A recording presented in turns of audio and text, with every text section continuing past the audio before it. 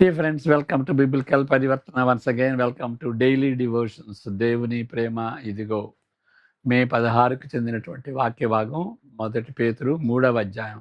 అనేక విధాలుగా మంచి ప్రవర్తన ఆశీర్వాదకరంగా ఉంటుంది.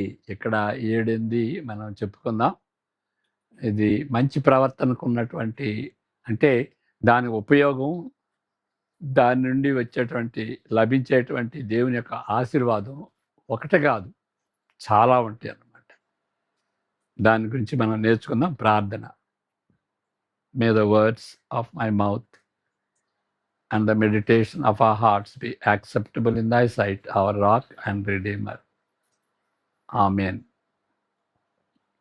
మొదటి పేతురు పత్రికలో కళ్ళకు కట్టినట్లు ఉంటున్న విషయం ఏదనగా, సువార్త వినగలుగునట్లు దేవునితో క్రైస్తవ ప్రవర్తన ముడిపడి ఉన్నది.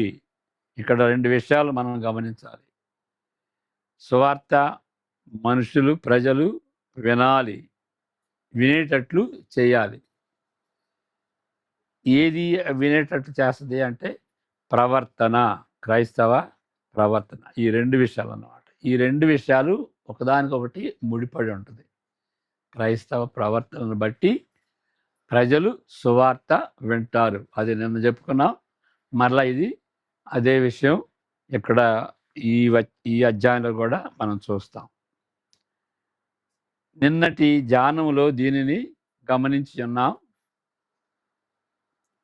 అన్యులు కూడా దేవుని ఘనపరచుటకు ఒత్తిడి చేయబడినట్లుగా they are forced to glorify God. Okay, క్రైస్తవులు జీవించాలి. చూడండి ఎంత ఇదో 2:12 మనం చూసుకున్నాం. అది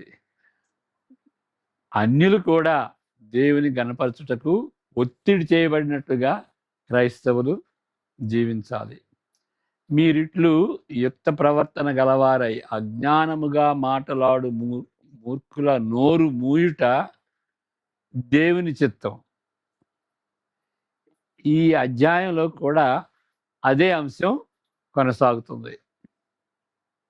ఇంకా మన రెండో విషయం మనం గమనించాల్సింది ఏంటంటే, ప్రవర్తనను బట్టి ఉండేటువంటి ఆశీర్వాదం, లాభం ఏంటి అని అంటే, వారి భర్తలు అవిశ్వాసులైనప్పుడు భార్యలు భయంతో కూడిన మీ పవిత్ర ప్రవర్తన చూచి వాక్యము లేకుండానే తమ భార్యలను నడవడి వలన రాబట్టవచ్చును అని అంటే, వాళ్ళ దగ్గరికి రాబట్టుకోవచ్చు, లేకపోతే యేసుక్రీస్తు దగ్గరికి రాబట్టుకోవచ్చు. 2 కూడాను. అక్కడ ఏ విధంగా వాక్యం చెబుతాం. వాక్యం అంటే సువార్త చెప్తే అతనికి అన్బిలీవర్కి విసుగెత్తిపోద్ది. ఇక నువ్వు ఆపు అని అంటాడు. కాబట్టి ఆ స్థితికి రాకముందే సువార్త చెప్పకుండానే, మాటలు లేకుండానే ఓకే, భార్యలు నడవడి వలన వాళ్ళు సంపాదించుకోవచ్చు. మరి ఎంతోమంది ఆ విషయంలో సాక్ష్యం ఇస్తారు. నా భార్య ఆ విధంగా నేను కొట్టినా కానీ, తిట్టినా కానీ, హింసించినా కానీ ఆవిడ ఓర్చుకున్నదండి. అది క్రీస్తుని బట్టే వచ్చింది. కాబట్టి నేను బాగా ఆలోచించి నేను కూడా యేసుక్రీస్తుని నమ్మాను అని ఎంతోమంది సాక్ష్యాలు ఇచ్చారన్నమాట. కానీ ఆ భార్యలు ఎంతో యాతన పడ్డారు, హింసలు పడ్డారు. కానీ వాళ్ళ భర్తలు కూడా ప్రభులోకి వచ్చిన తర్వాత ఎంతో సంతోషించినటువంటి పరిస్థితి.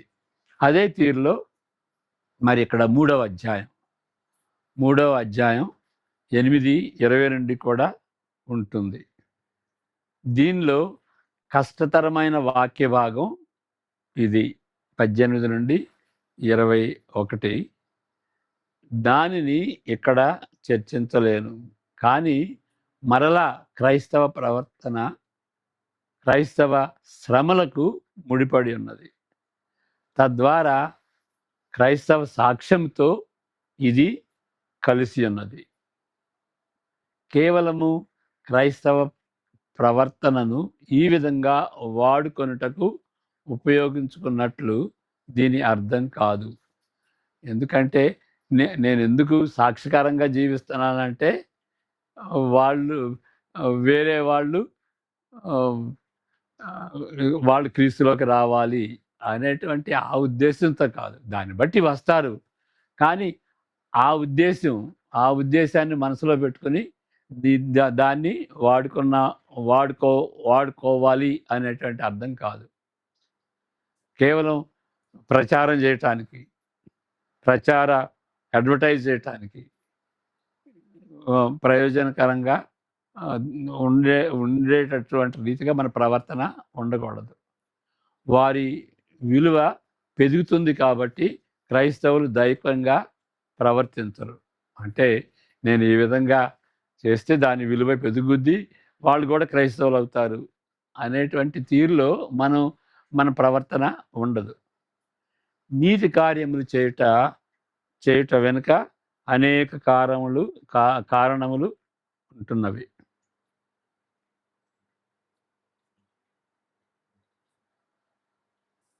దైవికంగా ప్రవర్తించరు. దాని విలువ పెరుగుతుంది కాబట్టి అందువలన దైవికంగా ప్రవర్తించాలని కాదు. నీతి కార్యములు చేయుట వెనుక అనేక కారణములు ఉంటున్నవి. ఒకటి మరలా అంటే అంతకుముందు 2 చెప్పాము. ఇది మూడవదిగా ఎంచుకోవచ్చు. ఏంటి అనంటే మనము దాని నిమిత్తమై పిలువబడ్డాము. 9వ వచనంలో. Our calling is thought. మనం అంటే క్రైస్తవులు ఎందుకు పిలువబడ్డారు అంటే నీతిగా జీవించటానికి, న్యాయంగా జీవించటానికి, మంచి ప్రవర్తనగా జీవించడానికి మనం పిలువబడ్డాం. 9వ వచనం చదువుకుందాం.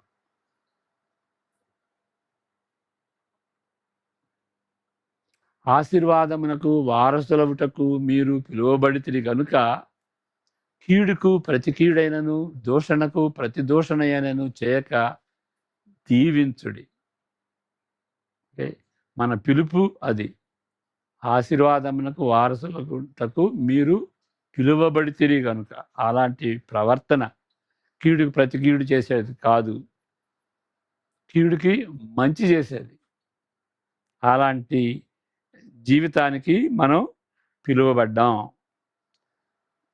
4వ విషయం, మేలు చేయుటకు మనకు గుర్తింపునిచ్చే దానిలో భాగంగా ఉంటుంది. మేలు చేయుటకు మనకు గుర్తింపునిచ్చే మనకు గుర్తింపు ఎట్లా ఉంటుంది? ఇంతకు మనం చెప్పుకున్నటువంటి రీతిగా గుర్తు అన్ని మతస్థులకి ఏదో ఒక గుర్తు ఉంటుంది. కానీ క్రైస్తవులకి ఏ గుర్తు ఉంటుంది? ప్రవర్తన. కాబట్టి మనకు గుర్తింపునిచ్చేది వేరే బహిరంగంగా ఉండేటువంటి ఆ యొక్క గుర్తులు కాదు. మన ప్రవర్తనే గుర్తుగా ఉంటుంది. ఈయన క్రిస్టియన్ అండి. దానికి చాలా మీ జీవితంలోనే చాలా సాక్ష్యాలు అలాంటివి ఉండొచ్చు. కాబట్టి మనకు గుర్తునిచ్చేది మన ప్రవర్తన.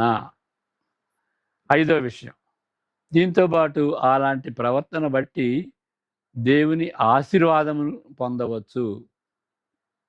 9 చదువుకున్నాం కదా, 10, 11, 12 చదువుదాం. 9, 10, 11, 12. జీవమును ప్రేమించి మంచి దినములు చూడగోరువారు వాడు చెడ్డదాని పలుకకుండా తన నాలుకను కపటపు మాటలు చెప్పకుండా తన పెదవులను దాచుకొనవలెను. అతడు కీడు నుండి తొలగి మేలు చేయవలెను, సమాధానమును వెదకి దాని వెంటాడవలెను. 12వ వచనం.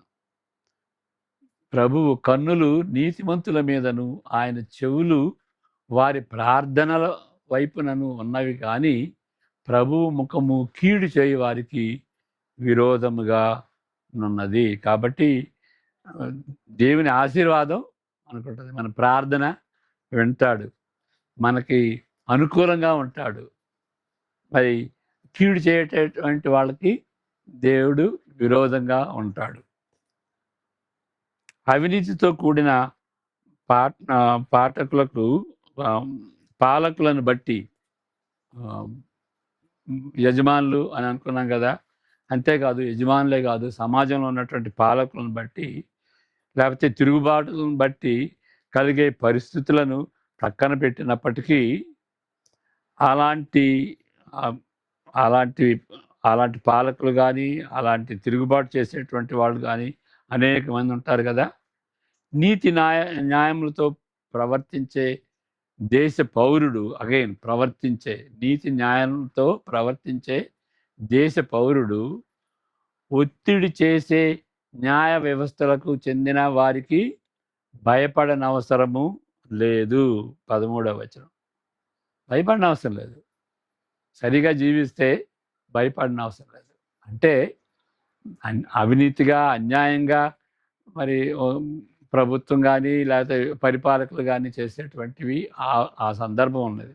వాటిని ప్రక్కన పెట్టినప్పుడు సామాన్యంగా సరిగా మంచిగా జీవించేటువంటి వాళ్ళకి ఏ ఏ కోర్టు వాళ్ళు కూడాను ఏ నోటీసు జారీ చేయరు. కాబట్టి వాటికి మనం భయపడిన అవసరం లేదు. 13వ వచనం. మీరు మంచి విషయంలో ఆసక్తి గలవారైతే మీకు హాని చేయువాడెవడు? చూడండి, మంచి విషయంలో ఆసక్తి గలవారైతే ఇంకెవరు హాని చేస్తారు? సజీవుడైన దేవుని దృష్టిలో మనము స్వయంగా నిర్మలమైన మనస్సాక్షి కలిగి ఉండవలెను. ఆ విధంగా మన ప్రవర్తన బాగుంటే మన మనస్సాక్షి కూడా నిర్మలంగా ఉంటుంది. 16వ వచనం.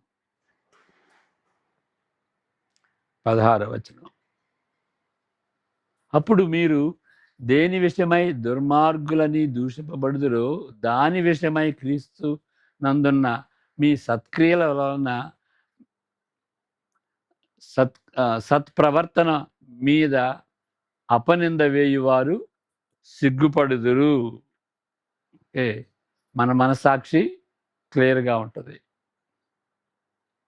అన్నిటికంటే మరి మించినది ఏంటి అంటే యేసుక్రీస్తు యొక్క మాదిరి. యేసుక్రీస్తుని మనం అనుసరిస్తాం. యేసుక్రీస్తు సత్ప్రవర్తన కలిగి ఉన్నటువంటి వ్యక్తి. మరి దూషింపబడ్డాడు, అది సత్ప్రవర్తనలో అదొక భాగం అన్నమాట. దేని విషయమై దుర్మార్గులని దూషింపబడుదురో దాని విషయమై క్రీస్తునందున్న మీ సత్ప్రవర్తన మీద అపనింద వేయువారు సిగ్గుపడుదురు. Okay, all right. ఇక్కడ 17, 18 వచనాలు చదువుకుందాం. యేసుక్రీస్తు మాదిరి. అప్పుడు మీరు దేవుని చిత్తం మీలాగు ఉన్న ఎడల కీడు చేసి శ్రమపడుట కంటే మేలు చేసి శ్రమపడుటయే బహు మంచిది. దాని గురించి మనం ఒక కామెంట్ చేస్తాను. 17వ వచనం. అది ఏంటి అని అంటే, అక్కడ దేవుని చిత్తం ఏంటి అంటే, మనకు కీడు జరిగితే అది దేవుని చిత్తం అనకూడదు.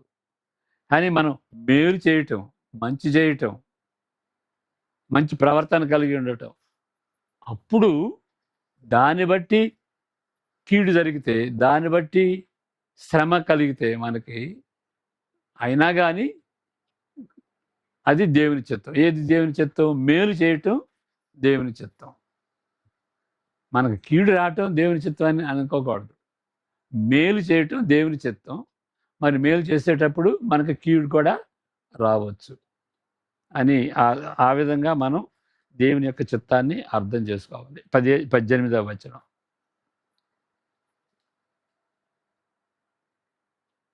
ఏలయనగా మనలను దేవుని యొద్దకు తెచ్చుటకు అనీతిమంతుల కొరకు నీతిమంతుడైన క్రీస్తు శరీర విషయంలో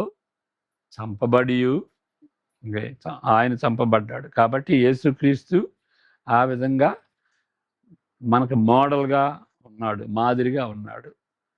కాబట్టి ఈ ఈ మంచివి అంటే మంచివి అనే దానికి అనేక కోణాలు ఉన్నాయన్నమాట. దానివల్ల వచ్చేటువంటి ఆశీర్వాదం ఎంతో గొప్పది. దైవికంగా జీవించుటకు గల కారణము అదనంగా ఉన్నదేమనగా అదనంగా ఆయన ఇంకా చెబుతున్నాడు. దైవికంగా జీవించడానికి కారణాలు ఉన్నవి. ఇంకా ఇంకా ఆయన ఏం చెబుతున్నాడు అంటే ఆహ్, ఏమనగా సువార్తకు చెందిన సాక్ష్యమును పేతురు ఆహ్, ఎనుమరల కలుపుతున్నాడు. మరలా ఆహ్, ఈ మరలా ఇంకా దానికి కలుపుతున్నాడు. ఏంటి అనంటే అన్యాయముగా మనం శ్రమపడినప్పటికీ అన్యులు తప్పనిసరిగా భయపడవలసి వచ్చినట్లు మనము మాత్రము భయపడము. ఇందాక చెప్పుకున్నటువంటి రీతిగా మరి ఏదో నోటీసులు రావచ్చు, కోర్టు నుండి నోటీసులు రావచ్చు, మరి ఎన్ఫోర్స్మెంట్ నుండి రావచ్చు. ఆహ్, మనం మనం సరిగా మెలిగితే అలాంటి అలాంటి భయం మనకి ఉండదు. మనం ఏం తప్పు చేసాం? ఎందుకు వాళ్ళు పోలీసులు రావాలి? ఎందుకు గవర్నమెంట్ ఆఫీసులు రావాలి? ఎందుకు కోర్టు వాళ్ళ దగ్గర నుండి నోటీస్ రావాలి?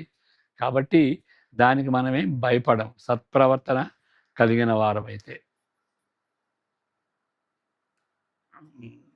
ఇక్కడ ఒక ఆయనకు ప్రత్యేక స్థానము ఇచ్చుదము. అలాంటి పరిస్థితుల్లో ఓకే. మనం భయపడకుండా అలాంటి పరిస్థితుల్లో మనం కన్నీళ్లు కార్చినప్పటికీ మన హృదయములయందు క్రీస్తును ప్రభువుగా ప్రతిష్ఠించుకుందాము. అంటే ఆయనకు ప్రత్యేకమైనటువంటి స్థానం ఇవ్వాలి. ఆయనకి భయపడాలి. ఆయన గౌరవించాలి. ఆయనకి హైయెస్ట్ ఆనర్ ఇవ్వాలి. ప్రభువుగా ఆయనకు ప్రత్యేక స్థానము ఇచ్చుదము. ఈ సందర్భంలో అపోస్తులుని ఆదేశం వింటాం. ఏంటి ఆ ఆదేశం అంటే ఆ 15వ వచనం. మిమ్మును హేతువు అడుగు ప్రతివానికిని సాత్వికముతోనూ భయముతోనూ సమాధానము చెప్పుటకు ఎల్లప్పుడూ సిద్ధముగా ఉండవలెను. ఇది పౌలు చెప్పుచున్న దానిని పోలి ఉంటుంది. అంటే సమయమందు అసమయమందు మనం చెప్పుకున్నాం కదా, 2 తిమోతి 4:2లో ఉన్నటువంటి విషయం. సమయమందును అసమయమందును ప్రయాసపడుము. అంటే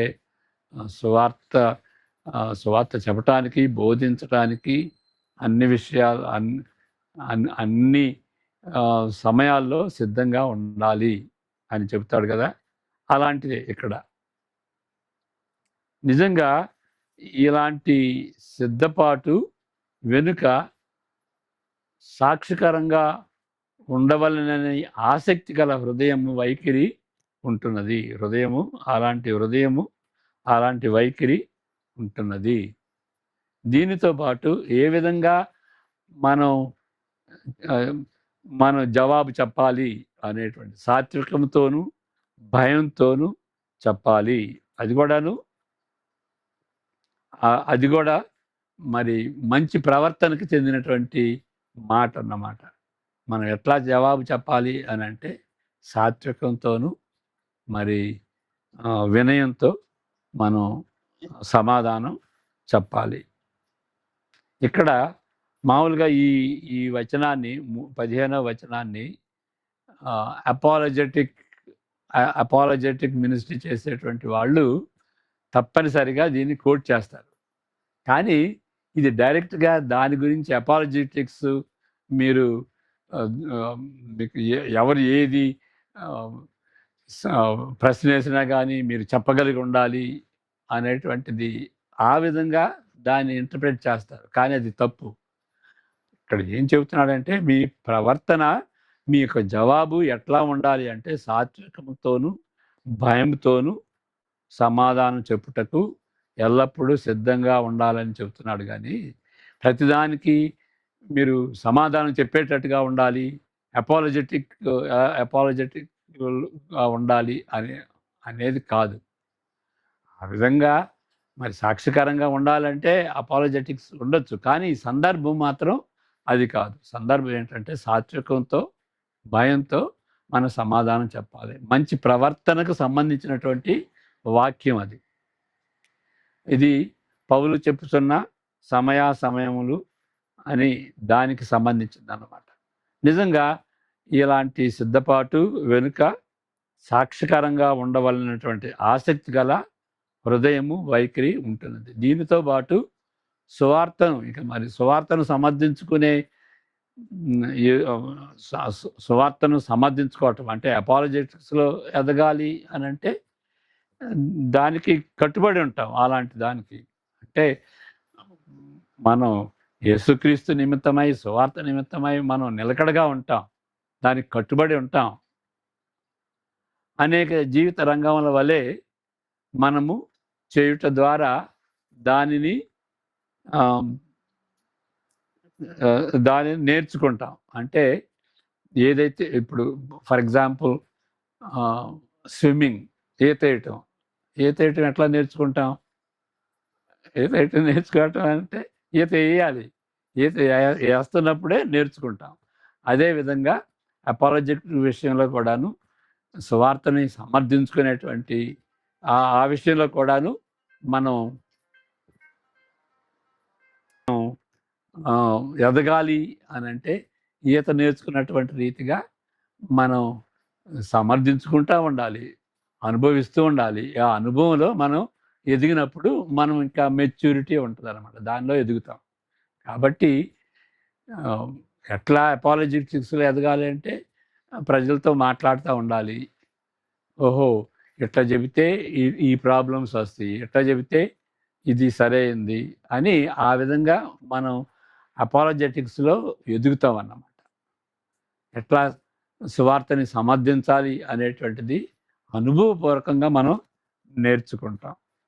కానీ పేతురు చెప్పుతున్నది ఏంటి అనంటే సాక్ష్యమిచ్చు సందర్భంలో సాత్వికంతోనూ, భయంతోనూ సమాధానం చెప్పుటకు సిద్ధంగా ఉండాలని.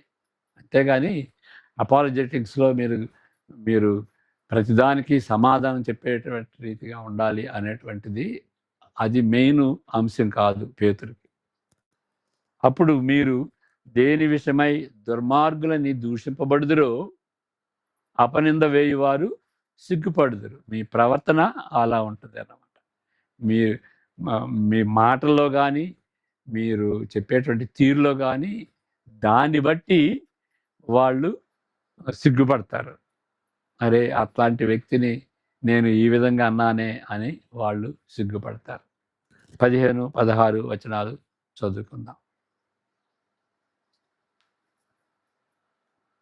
నిర్మలమైన మనస్సాక్షి కలవారై మీలో ఉన్న నిరీక్షణను గూర్చి మిమ్మును హేతువు అడుగు ప్రతివానికిని సాత్వికముతోనూ భయముతోనూ సమాధానము చెప్పుటకు ఎల్లప్పుడూ సిద్ధముగా ఉండి మీ హృదయముల యందు క్రీస్తును ప్రభువుగా ప్రతిష్ఠించుడి. 16వ వచనం. అప్పుడు మీరు దేని విషయమై దుర్మార్గులని దూషింపబడుదురో దాని విషయమై క్రీస్తునందున్న మీ సత్ప్రవర్తన మీద అపనింద వేయువారు సిగ్గుపడుదురు. అలాంటి జీవితం కలిగి ఉండాలని మరి నూతన నిబంధన చెబుతుంది. ప్రత్యేకంగా పేతురు చెబుతున్నాడు. ఎప్పుడైతే దేవుడు ఈ విధంగా జీవించాలి, ఈ విధంగా ప్రవర్తించాలి అని ఆదేశిస్తాడో దానికి తగినట్టుగా ఆయన యొక్క కృప, ఆయన యొక్క ఆత్మ ద్వారా, పరిశుద్ధాత్మ ద్వారా శక్తిని కూడా ఇస్తాడు. కానీ మనకు అలాంటి ఆశ ఉన్నదా ఆ విధంగా జీవించాలని? మరి పడిపోవచ్చు. పడిపోయినప్పుడు కూడా లేచి ముందుకు కొనసాగాలి.